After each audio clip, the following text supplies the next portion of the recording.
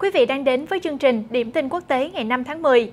Thưa quý vị, chỉ trong 4 ngày, Trung Quốc đã phái gần 150 máy bay bày binh bố trận quanh Đài Loan, một động thái khá bất thường từ phía Bắc Kinh. Trước tình hình này, chính quyền ở Đài Bắc và Washington đã đáp trả như thế nào? Còn có đồng minh nào của Mỹ cũng lên tiếng ủng hộ Đài Loan? Các chuyên gia nói gì về viễn cảnh đụng độ ở eo biển giữa tình hình căng như dây đàn hiện nay?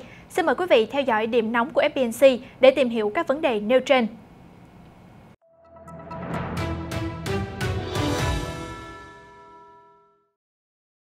Giữa lúc căng thẳng với Trung Quốc lên cao, giới chức ở Đài Bắc lo ngại Bắc Kinh sẽ phát động một cuộc chiến chống lại Đài Loan.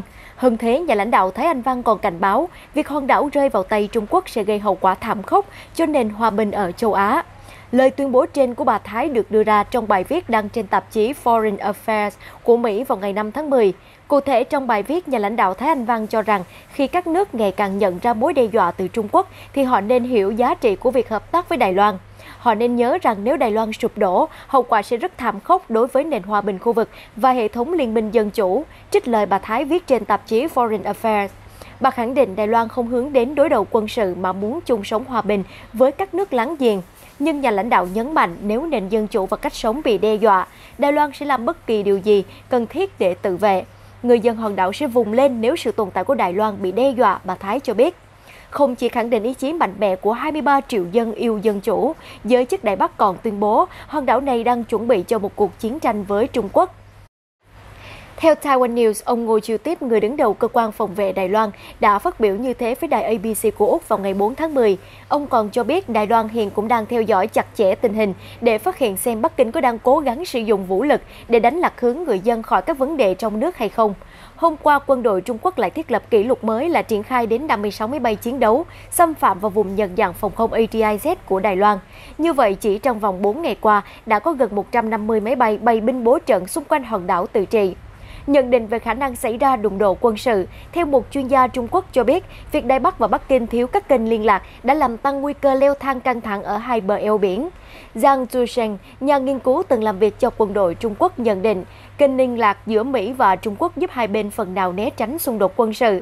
Trong khi đó, nguy cơ xung đột quân sự giữa Trung Quốc và Đài Loan lớn hơn rất nhiều. Phát biểu với tờ South China Morning Post, ông Zhang nói, mục đích của việc Trung Quốc bày binh bố trận xung quanh hòn đảo là để răn đe, phê chủ trương độc lập của Đài Loan, đồng thời đối phó với hành động leo thang của Mỹ và đồng minh. Theo nhận định của ông Zhang, sức ép quân sự của Trung Quốc với Đài Loan đã đạt được một số kết quả tích cực. Nó khiến nhà lãnh đạo Thái Anh Văn phải xây dựng lập trường mập mờ, không công khai độc lập.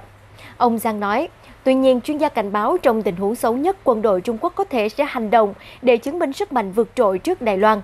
Còn về phía Mỹ và đồng minh, vừa qua Hoa Kỳ và Úc đã đồng thời lên tiếng ủng hộ Đài Bắc. Theo đó, Washington khẳng định cam kết của Mỹ với Đài Loan là vững chắc, còn Canberra mong muốn khu vực Ấn Độ Dương-Thái Bình Dương đảm bảo an ninh thịnh vượng và thượng tôn pháp luật.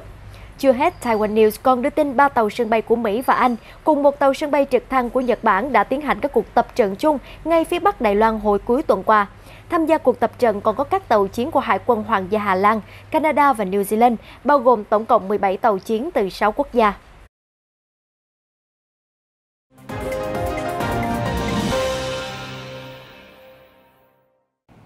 Quý vị vừa theo dõi phần điểm nóng trong ngày. Tiếp tục chương trình sẽ là phần điểm tin nhanh về chính trường thế giới. Xin mời quý vị đón xem.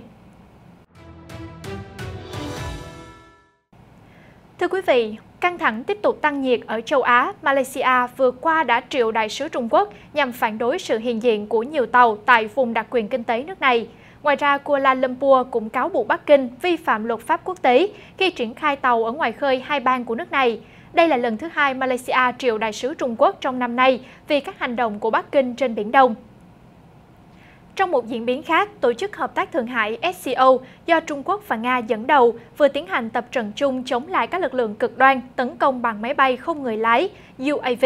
Tổ chức SCO cho biết, cuộc tập trận là nhằm kiểm tra nhiều chiến thuật mới để phòng thủ trước UAV trong bối cảnh bất ổn ở khu vực gia tăng sau khi Taliban giành quyền kiểm soát Afghanistan.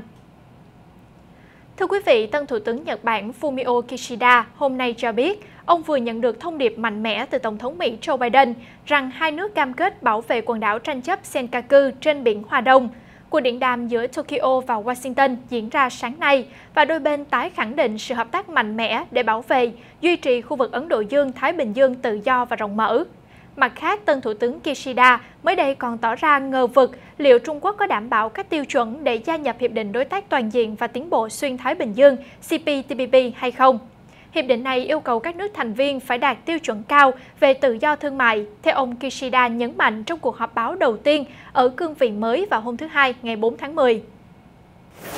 Mới đây, chính phủ Nga đã bình luận về vụ rò rỉ hồ sơ Pandora. Điện Kremlin cho biết họ không nhìn thấy bằng chứng trong vụ rò rỉ dữ liệu và người phát ngôn Điện Kremlin Dmitry Peskov còn đặt vấn đề về tính xác thực của hồ sơ Pandora. Được biết trong hồ sơ có nhắc đến nhiều quan chức thân cận với Tổng thống Vladimir Putin. Một số tin nóng khác, Taliban vừa tuyên bố đã xóa sổ một hang ổ của IS ở thủ đô Afghanistan và giờ sau khi cuộc tấn công nhắm vào nhà thờ Hồi giáo khiến 5 người thiệt mạng và nhiều người khác bị thương hôm ngày 3 tháng 10. Theo đó, một đơn vị đặc biệt của Taliban đã thực hiện chiến dịch tấn công ISK ở quận 17 của Kabul, phía bắc thành phố vào cuối ngày Chủ nhật. Mới đây, cựu thư ký báo chí Nhà Trắng Stephanie Grisham lên tiếng rằng Tổng thống Mỹ thứ 45 Donald Trump sẽ tranh cử một lần nữa vào năm 2024. Bà Grisham còn nói thêm, ông Trump sẽ đe dọa nghiêm trọng đến nền dân chủ Mỹ nếu thắng cử. Để biết thêm chi tiết, xin mời quý vị theo dõi lại bản tin quốc tế nóng vào lúc 15 giờ 30 trên kênh FBNC. Xin được chuyển sang một số thông tin đáng chú ý khác. Thưa quý vị, theo thông tin do Công ty An ninh mạng Internet 2.0 của Úc mới đây cho biết, tỉnh Hồ Bắc, Trung Quốc có thể đã mua một số lượng lớn đột biến bộ xét nghiệm PCR vào vài tháng trước khi dịch Covid-19 bắt đầu bùng phát. Cụ thể, khoảng 10,5 triệu đô la Mỹ đã được dùng để mua bộ xét nghiệm PCR năm 2019, cao gấp đôi năm 2018. Việc thu mua bắt đầu từ tháng 5. Theo dữ liệu được công bố ngày 4 tháng 10 của Cơ quan Y tế Hoa Kỳ, hiệu quả của vaccine Pfizer-BioNTech trong việc ngăn ngừa các triệu chứng của Covid-19 sẽ giảm xuống còn 47% trong 6 tháng sau khi tiêm liều thứ hai. Nước này đang xem xét để quyết định về sự cần thiết của các mũi tiêm thứ ba. Vừa qua, Thái Lan đã bắt đầu mở rộng tiêm vaccine cho trẻ em từ 12 đến 17 tuổi. Việc này diễn ra khi chính phủ có kế hoạch tiếp tục mở lại các lớp học trực tiếp ở trường từ tháng 11 tới. Vào hôm qua, ngày 4 tháng 10, một số công nhân viên ngành giáo dục của thành phố New York đã xuống đường biểu tình phản đối quy định của chính quyền về tiêm chủng bắt buộc. Được biết, theo thông báo của thị trưởng bang, tất cả 148.000 nhân viên giáo dục được yêu cầu nộp bằng chứng về việc đã tiêm ít nhất một liều vaccine. Thưa quý vị, tại bang California, Mỹ, hôm ngày 4 tháng 10 đã triển khai các rào chắn nổi để giảm bớt thiệt hại trong vụ tràn dầu khổng lồ ở ngoài khơi bờ biển Newport Beach. Do tràn dầu, hàng loạt bãi biển phía nam tiểu bang đã đóng cửa, cá và chim chết hàng loạt bị sóng đánh dạt vào bờ biển. Trong một diễn biến khác, khoảng 50 người Duy Ngô Nhĩ đã biểu tình ở Munich vào hôm thứ Hai ngày 4 tháng 10 để phản đối nhiều công ty Đức tài trợ cho Thế vận hội mùa đông Bắc Kinh 2022. Đám đông cho rằng Trung Quốc đã vi phạm nghiêm trọng nhân quyền và còn cáo buộc Bắc Kinh diệt chủng người dân tộc thiểu số. Mưa lớn như trút nước đã gây nên hàng loạt vụ sạt lở, phá hủy nhà cửa, chia cắt nhiều tuyến đường ở khắp các khu vực thuộc tỉnh Cam Túc, miền Tây Bắc Trung Quốc vào hôm ngày 3 tháng 10. Giới chức địa phương đã nhanh chóng sơ tán người dân, may mắn chưa ghi nhận thương vong. Xin được chuyển sang một số thông tin kinh tế. Truyền thông Trung Quốc mới đây cho biết, tập đoàn bất động sản đang vỡ nợ là Evergrande dự kiến huy động hơn 5 tỷ đô la Mỹ bằng cách bán phần lớn cổ phần trong chi nhánh của công ty quản lý tài sản của mình là Evergrande Property Services Group. Nếu thực hiện, đây sẽ là thương vụ bán tài sản lớn nhất của Evergrande. Vừa qua, công ty sản xuất ô tô Volvo Thụy Điển đã thông báo kế hoạch phát hành cổ phiếu lần đầu ra công chúng IPO và huy động khoảng 2,9 tỷ đô la Mỹ vốn đầu tư. Volvo dự định tiến hành IPO trên sàn giao dịch chứng khoán Stockholm Nasdaq. Theo Quỹ tiền tệ quốc tế IMF, nền kinh tế Campuchia có thể sẽ tăng trưởng khoảng 2% trong năm nay và 5% vào năm 2022, nhờ sự hỗ trợ mạnh mẽ từ chính phủ và sự phục hồi của nhiều hoạt động kinh tế nói chung. Các biện pháp mà nhà chức trách đã hỗ trợ trong thời gian qua như cung cấp nhiều khoản vay, giảm thuế, trợ cấp tiền lương. Theo báo cáo mới nhất của Hiệp hội Vận tải Hàng không Quốc tế IATA, ngành này sẽ dần hồi phục trong năm 2022 sau khi trải qua những thay đổi và thiệt hại đáng kể do Covid-19 gây ra. Cụ thể, IATA dự báo con số thiệt hại sẽ rơi vào khoảng 11,6 tỷ đô la Mỹ, giảm nhiều so với con số 51,8 tỷ đô la Mỹ của năm nay. Trong phiên ngày 4 tháng 10, giá dầu thế giới đã tăng lên mức đỉnh trong 3 năm qua. Cụ thể, trong phiên này, giá dầu Brent tăng 1,98 đô la Mỹ, tương đương 2,5% lên 81,26 đô la Mỹ một thùng. Theo giới quan sát, điều này sẽ tạo thêm áp lực lạm phát cho nhiều quốc gia. Hy vọng quý vị thấy những thông tin vừa rồi là hữu ích. Còn bây giờ, từ khóa được tìm kiếm nhiều nhất trong ngày là Facebook Down. Thưa quý vị, sáng nay, Giám đốc điều hành Facebook Mark Zuckerberg đã đăng một bài xin lỗi sau sự cố Facebook, Instagram và WhatsApp ngừng hoạt động trong suốt 6 giờ vào tối ngày 4 tháng 10 vừa qua. Theo tạp chí Forbes, tỷ phú Zuckerberg đã mất vị trí người giàu thứ 5 thế giới và vụt khỏi tay ít nhất 6 tỷ đô la Mỹ vì sự cố này. Cụ thể hơn, vừa qua, hàng triệu người dùng trên toàn thế giới khẳng định khi truy cập vào Facebook chỉ nhận được màn hình báo lỗi, còn Instagram và WhatsApp vẫn kết nối được nhưng không thể gửi hoặc nhận tin nhắn. Theo nhóm giám sát trang web Dow Detector, thì đây là thất bại lớn nhất của Facebook mà họ từng thấy. Một số nhân viên Facebook giấu tên còn cho biết, sự cố trên là do lỗi định tuyến nội bộ đến một miền Internet kết hợp với lỗi của các công cụ liên lạc.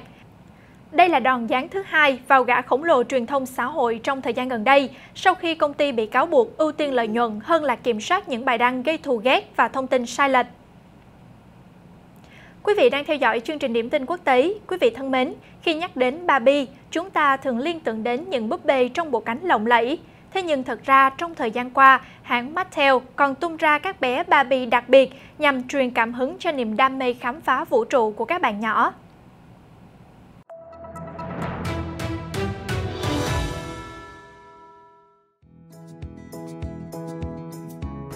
Khi nhắc đến búp bê Barbie, các em nhỏ sẽ vô cùng phấn khích, nhất là các bé gái. Khác với một Barbie trong những bộ cánh lộng lẫy, Barbie mà hãng Mattel tung ra trong thời gian qua còn là những nữ phi hành gia xinh đẹp trong bộ đồ vũ trụ.